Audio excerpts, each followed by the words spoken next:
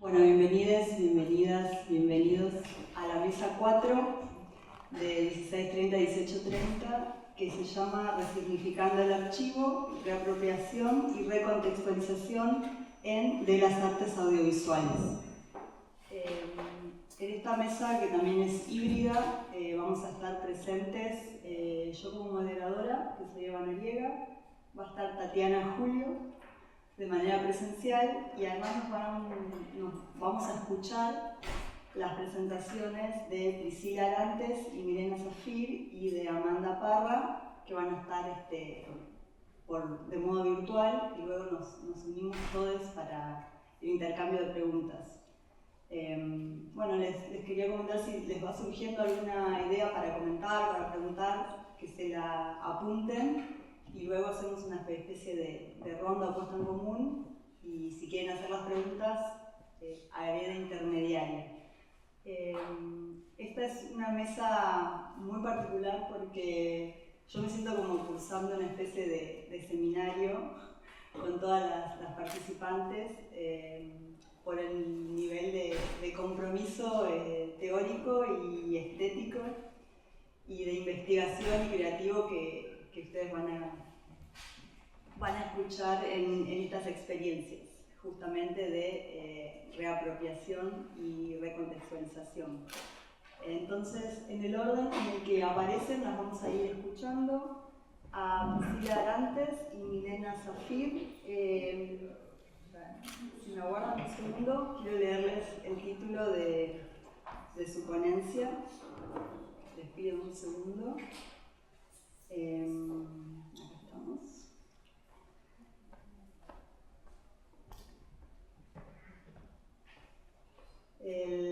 La presentación de Priscila y Milena se llama Reuso y reapropiaciones artísticas a partir de colecciones públicas y inteligencia artificial. Un estudio de caso sobre Domingo No Golpe y De Monumenta. Son dos obras del 2024 y del 2021, dos exposiciones. Así que bueno, vamos a escucharlas a ellas. Bom, boa tarde a todos e todas. Meu nome é Priscila Arantes, estou apresentando esse trabalho junto com a professora doutora Milena Zafir. ¿Qué tal? Hola a todos, todas. Yo soy Milena Zafir, soy profesora acá en Universidad de Ceará, en Brasil. Que tem o nome Reuso e Reapropriações Artísticas a partir de acervos públicos de arte. A gente vai trabalhar com dois estudos de caso, De Monumenta e Domingo no Golpe.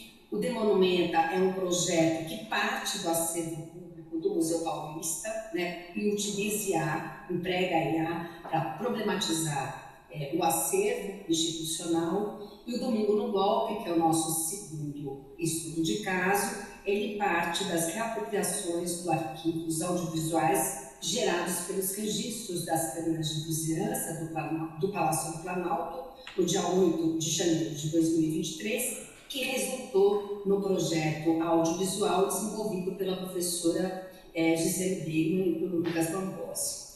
Antes, no entanto, da gente entrar na leitura do primeiro estudo de caso, o De Monumenta, eu gostaria de falar ainda aqui, de maneira muito breve, de um outro projeto, né, que é a exposição Tempos Fraturados, que foi feito a partir do acervo do MAC USP, que é o Museu de Arte Contemporânea da Universidade de São Paulo.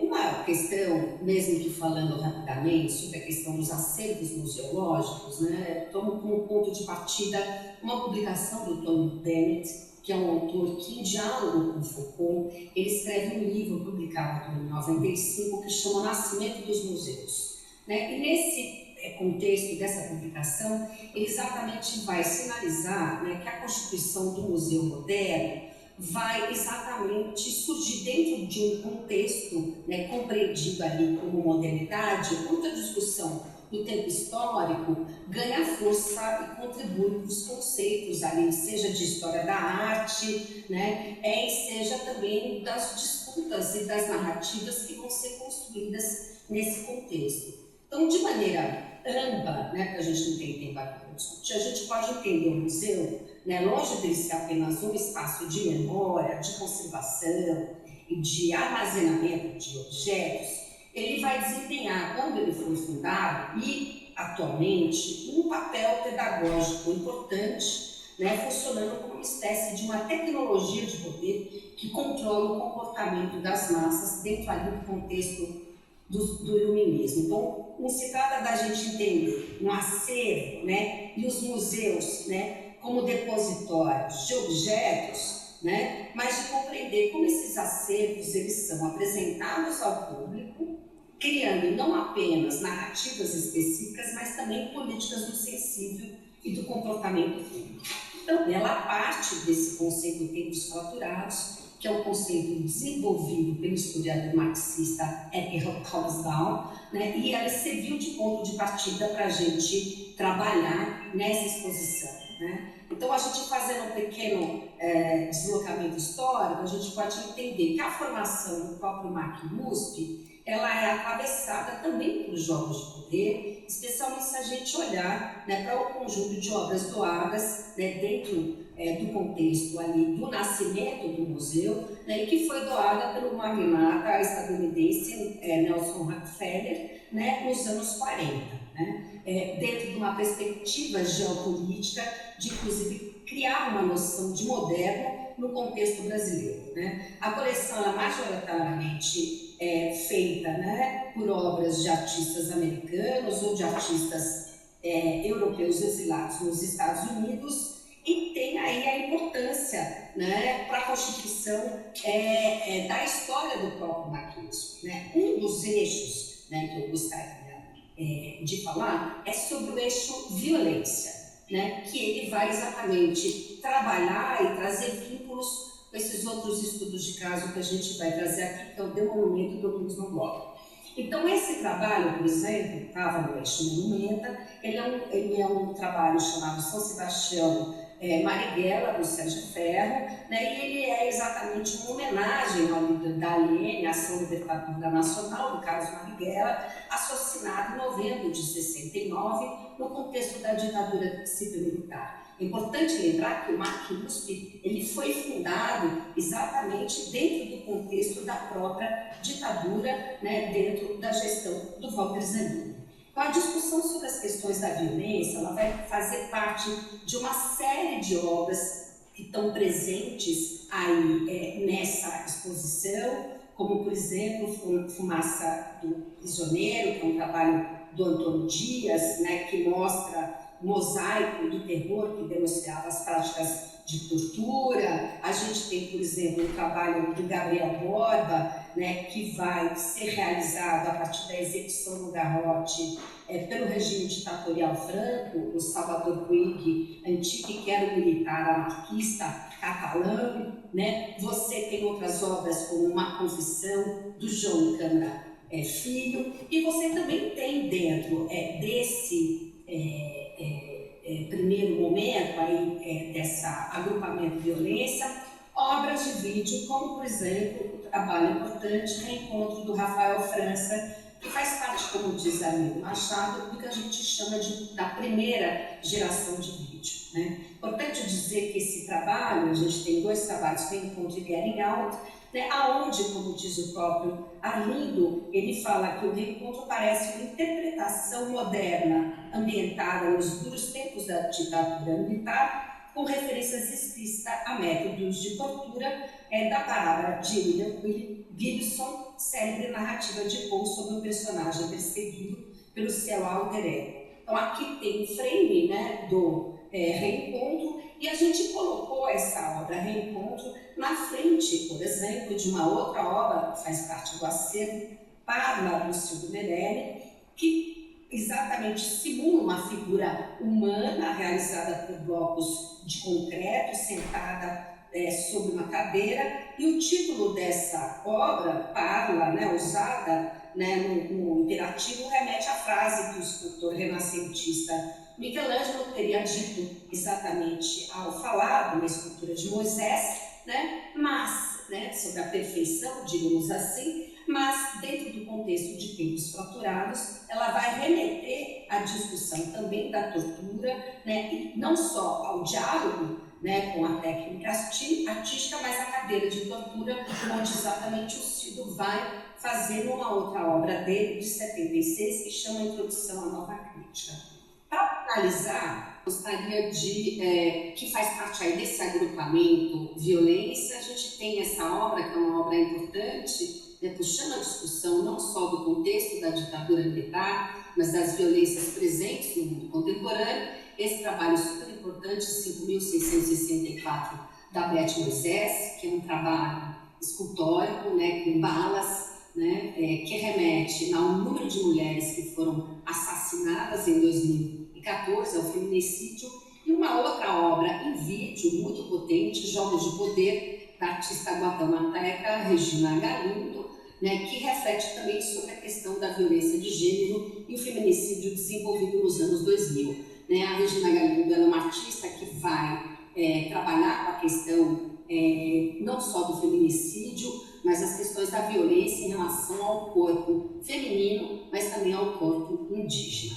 Tomando como essas discussões, né, sobre a violência, também sobre o olhar no prisma da violência, a gente pode entender esse primeiro projeto que a gente está trazendo aqui, que é o Demonumenta, que resultou numa série de experiências visuais e audiovisuais, né, com IA, que foram realizadas sob o acervo do Museu Paulista da Universidade de São Paulo. O Museu Paulista ele foi fundado em 1895 e, como a gente sabe, o Museu Paulista ele tem um acervo que é fundamental não para a gente só entender a construção do imaginário paulista e a sua historiografia sobre o Brasil, mas também as narrativas da própria história da arte, muitas vezes hegemônicas e canonizadas. Obras como, por exemplo, Independência ou Norte, de 1888, do Preto Américo, né, é uma das obras que fazem parte, por exemplo, desse acervo. Então, o Demonumenta, ele coordenado aí pela Gisele, Bruno Moreschi e Bernardo Fontes, ele contou também com a participação de alunos da FAUSP e ele partiu do acervo do Museu Paulista, que está disponível tanto no Wiki, na Wikipédia, né, no sentido de ativar, dentro de uma perspectiva crítica e criativa e artística, o próprio acervo modernista do Museu Paulista, a partir do uso do IA.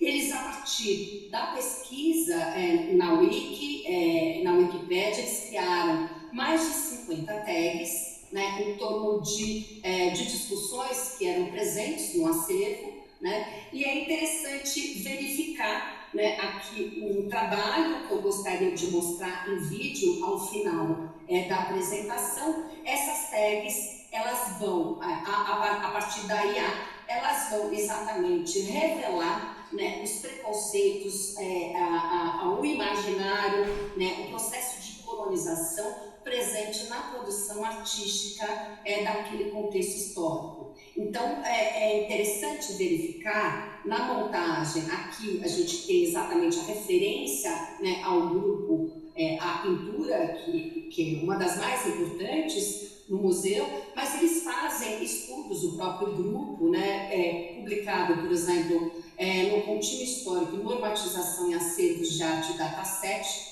Experimentações com IA do Museu Paulista. O próprio grupo criou, né, uma série de categorias. Aqui, por exemplo, como uma espécie de um atlas Menomosine, é possível ver, né, que os corpos negros ou indígenas, eles são aproximados, né, dentro de um conjunto ali que aparecem como rebeldes, violentos, né, ao passo, né, que as pessoas brancas, como por exemplo esse trabalho, que é uma pintura histórica ali do Dom Pedro I, do Benedito Calixto, né, aparece como homem branco, político, né, mostrando exatamente o uso da IA aqui, evidenciando não somente um olhar crítico, né, do acervo dentro de uma outra perspectiva, mas também evidenciando a perpetuação das mesmas formas de representação, né, colonialista, né, e racistas que fazem parte de muitos dos museus ainda, né.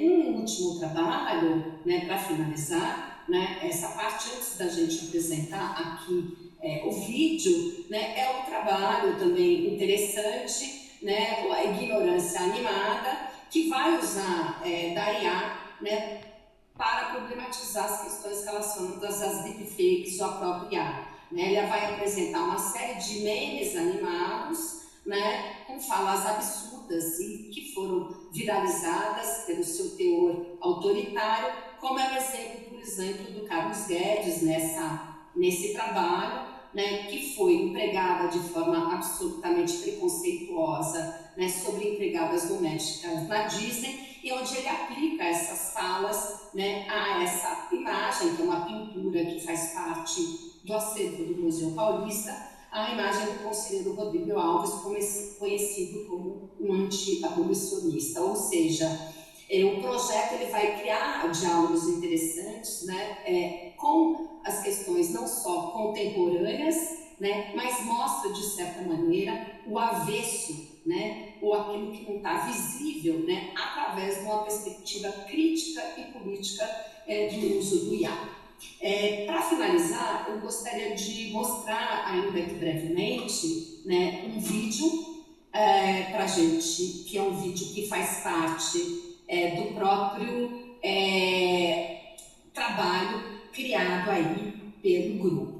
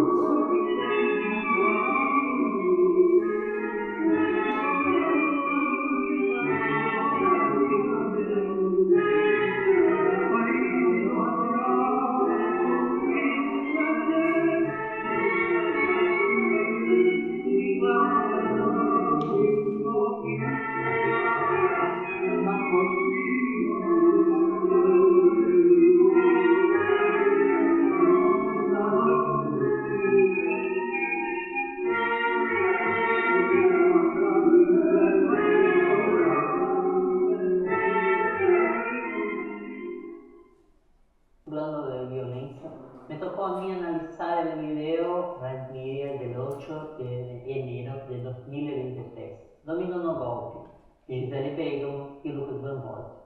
En los 6 meses transcurridos desde que se estrenó el documental captado por las cámaras de vigilancia, ya se ha escrito muchísimo acá en las redes sociales de Brasil.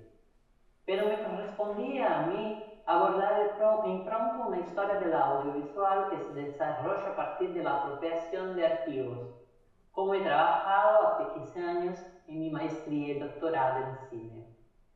Mientras tanto, mi investigación anterior desarrolló una plataforma de Memory Game Shop,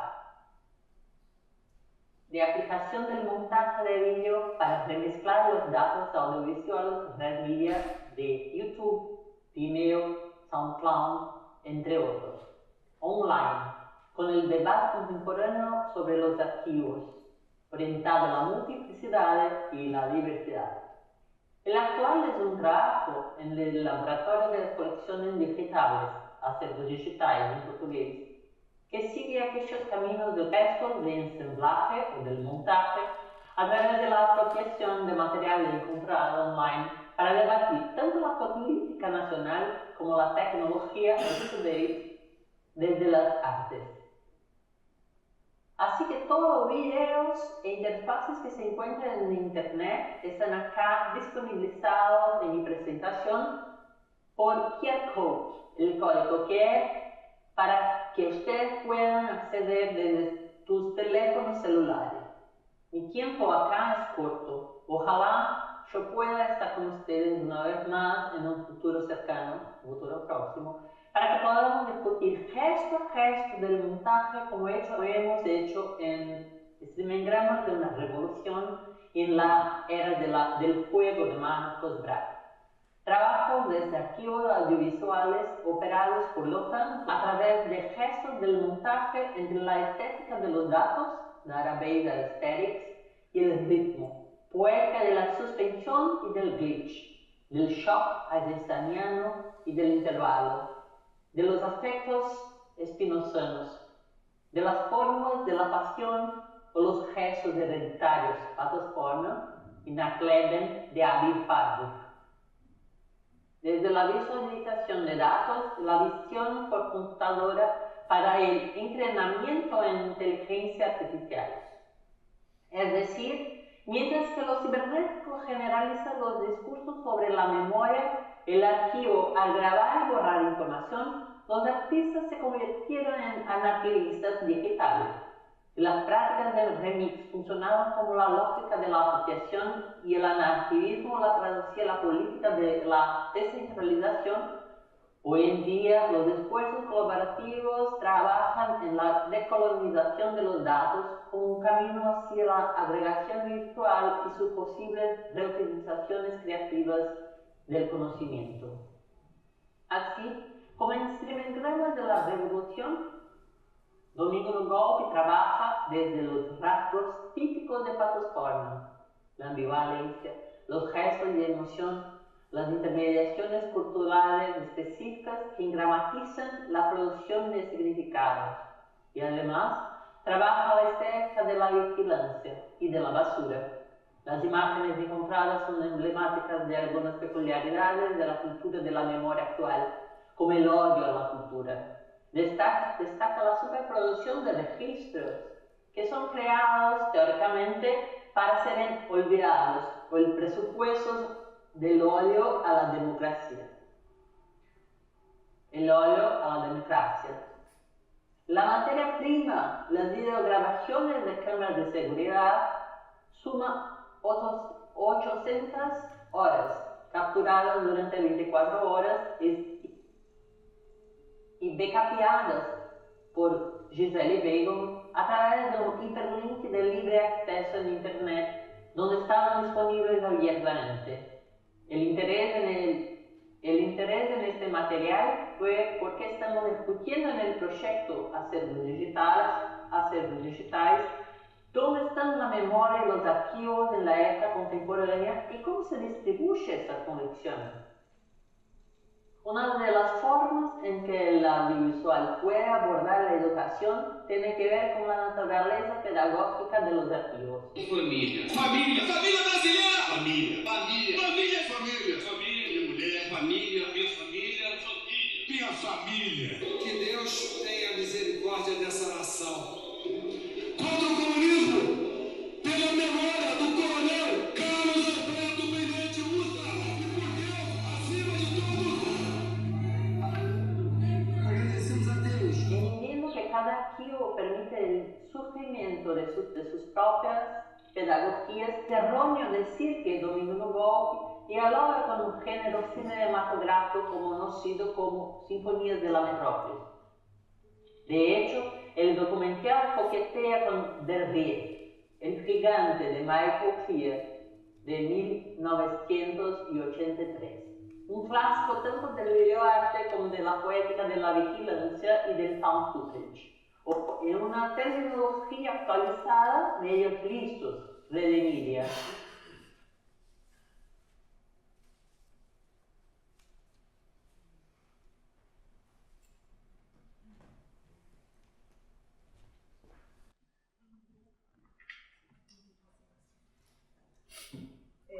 Quería mencionar antes de pasar a la siguiente exposición, algo que por ahí se mencionó muy al comienzo de esta exposición, pero que en el texto es muy claro, que el título que utilizan las autoras para encarar el análisis de estas dos obras de Giselle Weigelmann que realizaron una con Bruno Moreschi y la segunda, Domingo Novolp, con Lucas Bambosi. El título es Hay una gota de sangre en cada museo. Es una especie de paráfrasis a un poema de Marco Andrade que dice hay una gota de sangre en cada poema.